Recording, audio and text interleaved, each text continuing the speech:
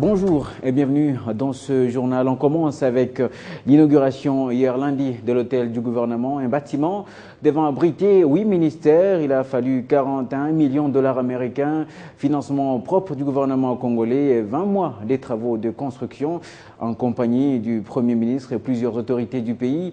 Le président de la République a également dévoilé le monument de l'unité nationale érigé juste en face de cet immeuble de 11 niveaux sur le boulevard du 30 juin. Regardez.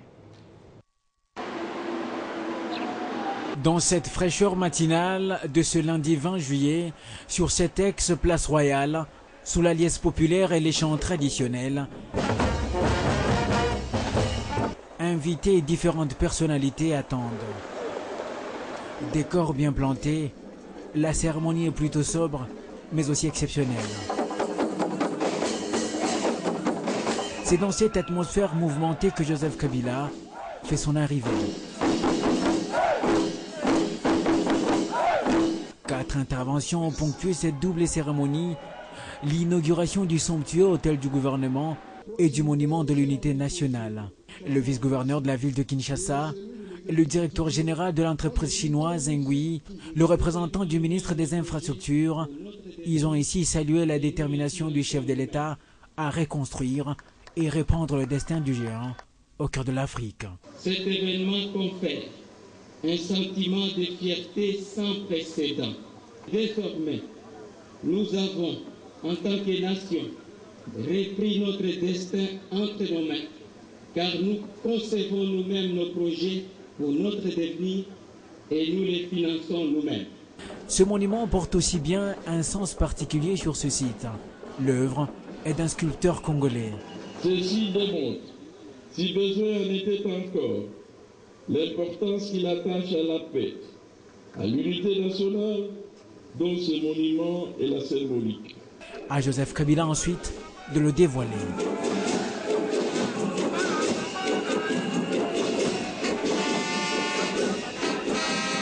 Une femme, un enfant, un soldat, symbole d'unité dit-on. Un autre moment fort, c'est la coupure du ruban marquant officiellement la mise en service de l'hôtel du gouvernement, une première dans l'histoire du pays. Cet autre immeuble sont en cours de réhabilitation pour abriter plus de 20 ministères et secrétariats généraux. Ils seront livrés dans 2 mois à un véritable quartier administratif qui voit le jour sur cette désormais place de l'unité nationale. Joseph Kabila est ainsi réparti sous les ovations d'une foule immense, convaincue visiblement de sa volonté de reconstruire la RDC et d'en faire une nation forte. Il s'agit donc d'un symbole de la révolution de la modernité. Les différentes personnalités qui ont assisté à cette cérémonie se disent impressionnées par cet ouvrage et la qualité de ses services. Beaucoup disent que c'est la révolution de la modernité, il n'y a plus un slogan. Mélange du beau et de modernité, l'hôtel du gouvernement ne laisse personne indifférent par sa prestance, mais aussi la technologie dont il a été doté. C'est formidable, c'est fantastique.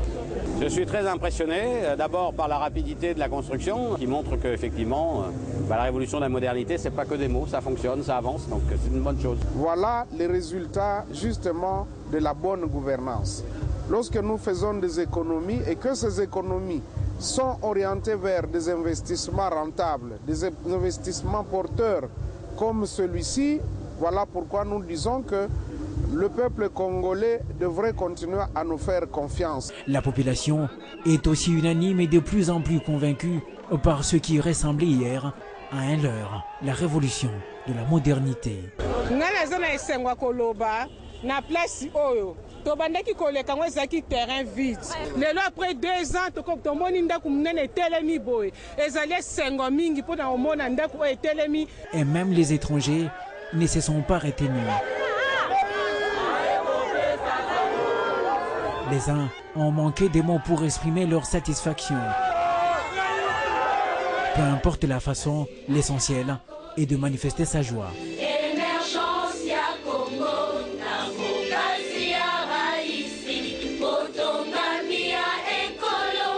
L'hôtel du gouvernement va sans doute améliorer la qualité de travail des différents ministères.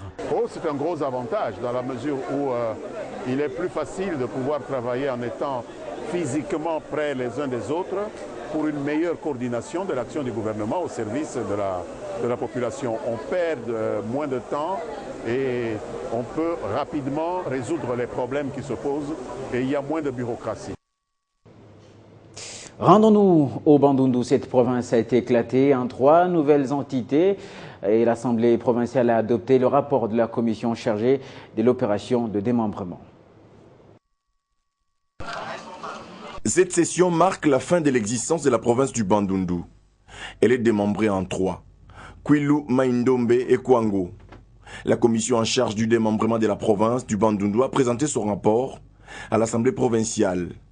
Aussitôt fait, cette même assemblée, réunie en session extraordinaire, prend acte en présence du gouverneur de la défunte province du Bandundu, Jean Kamisendu Kutuka. Un moment pathétique, un moment de douleur, parce qu'il s'agit de la douleur de séparation, n'est-ce pas?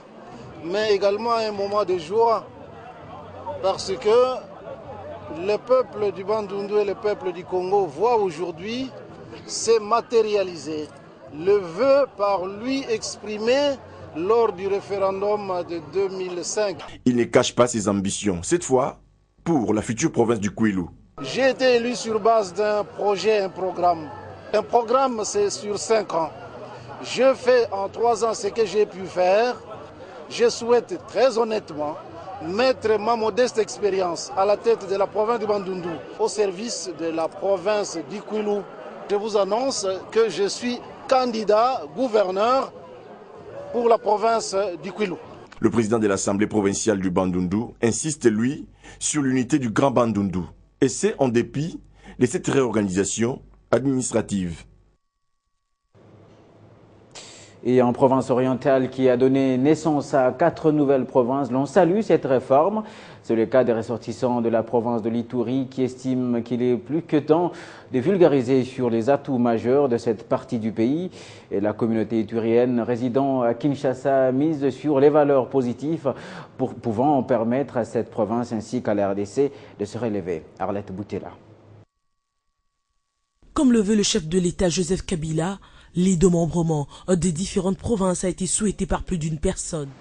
Riche en ressources naturelles dont le pétrole, la province de l'Ituri est l'une des provinces à avoir salué cette initiative. Nous, en Ituri, nous pensons que le découpage est véritablement une chance pour nous. L'Ituri a toujours revendiqué le découpage. Nous sommes plus que heureux que ce processus-là ait abouti.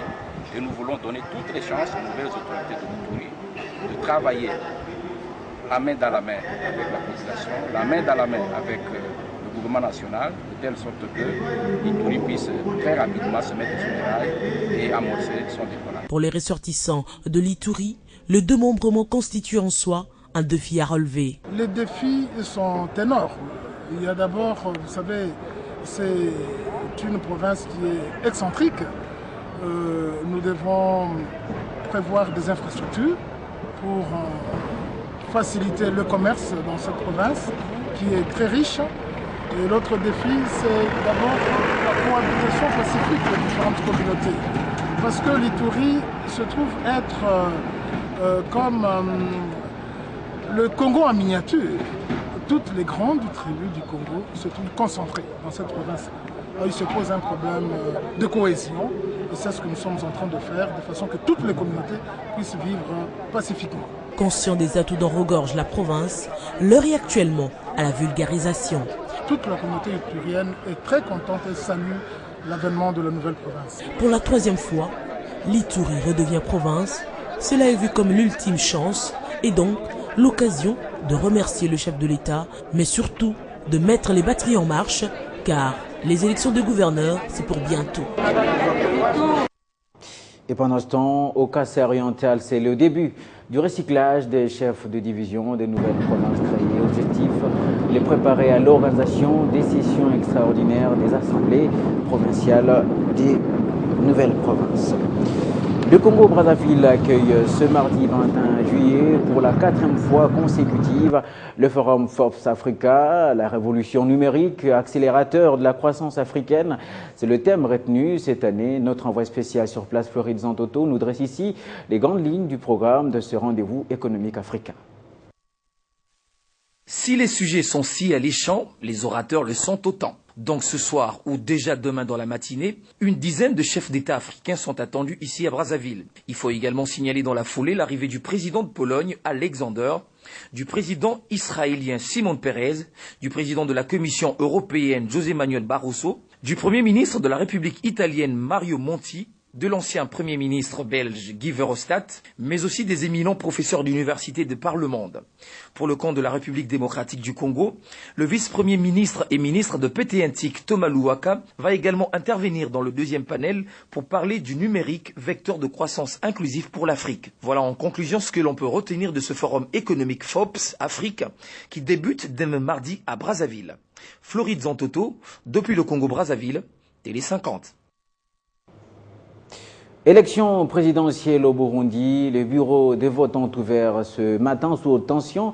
8 candidats sont en lice, mais les candidats de l'opposition ont appelé au boycott de ce scrutin. Le pays est tombé dans une crise depuis l'annonce de la candidature de Pierre Nkurunziza à un 3e mandat. Et puis en sport pour terminer, sachez que c'est sur une note de satisfaction que s'est clôturée la 6e édition du championnat d'Afrique de Taekwondo Zone 4 organisé du 18 au 19 juillet à Kinshasa, capitale de la RDC.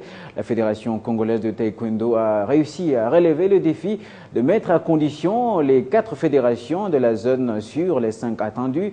Aucun secteur n'a été négligé durant cette compétition. Le reportage de Valdo Simoyamba. Pour la 2e fois en moins de 5 ans, la RDC, par les truchements de sa fédération de taekwondo, a réussi les paris de l'organisation du championnat de l'Afrique centrale, cette fois mieux qu'avant, avec l'utilisation de la vidéo et du plastron électronique. On peut dire que l'expérience est suffisamment réussie. Sur le plan technique, cette compétition qui a réuni 5 des 6 pays de la zone attendue a été très relevée. Dans les 2 versions, filles et garçons ont rivalisé d'ardeur pour monter sur les podiums. Vu que je suis ici à mon pays, je devais quand même défendre l'honneur de mon pays et faire la fierté de la RDC. En senior, j'ai remporté la médaille d'argent et en junior, j'ai remporté la médaille de bronze. Les contestations arbitrales n'ont pas manqué.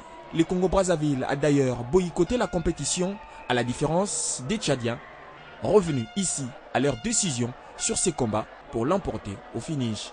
Il y a des tricheries, mais ça va, je l'ai mérité. Sur le plan médical, 2 interventions ont retenu l'attention du public. La 2e fatale pour les Centrafricains qui s'est fait marcher dessus par son adversaire camerounais. Emmené vite à l'ambulance, l'athlète s'en est bien tiré, nous confirme le médecin. Aujourd'hui, il y avait seulement un cas de perte de mémoire que nous avons corrigé à partir de notre ambulance. Durant 2 jours, Maïcha Pak a reçu différentes personnalités du pays et de la zone 4 qui sont certainement tombées sous les charmes du spectacle. Quand je vois le nombre de médailles que nos athlètes ont remportées, en tout cas je suis heureuse. À l'intérieur comme à l'extérieur de la salle, la sécurité des hommes et de leurs biens d'une garantie hors norme. On fait un effort pour arriver au moins à sécuriser les athlètes, tout ce qui est matériel, équipement que les athlètes utilisent pendant la compétition. Et pour couronner le tout, les athlètes de la RDC n'ont presque rien lâché. Filles et garçons ont fait sienne les 2 trophées en jeu, assortis de 11 médailles d'or et 5 en bronze. Et c'est la fin de ce journal. Merci d'avoir suivi et bonne journée en compagnie de nos